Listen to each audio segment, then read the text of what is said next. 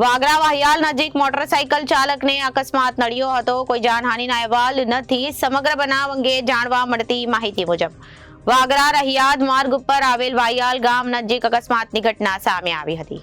વાગરા વાહિયાલ નજીક મોટરસાઇકલ ચાલકને અકસ્માત નડ્યો હતો, જો કે કોઈ જાનહાનિનો અહેવાલ નથી આવ્યો છે.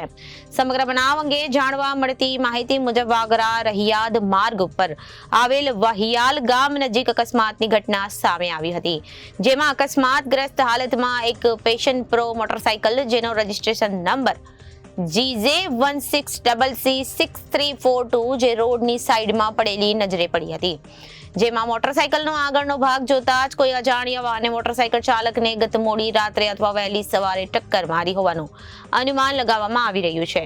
ઘટના સ્થળે ઉપર અકસ્માતગ્રસ્ત મોટરસાઇકલ પડેલી હતી, જે અંગે પોલીસનો સંપર્ક સાધતા અંગે પોલીસ ચોપડે કોઈક નોંધ ન હોવાનું જાણવા મળ્યું હતું.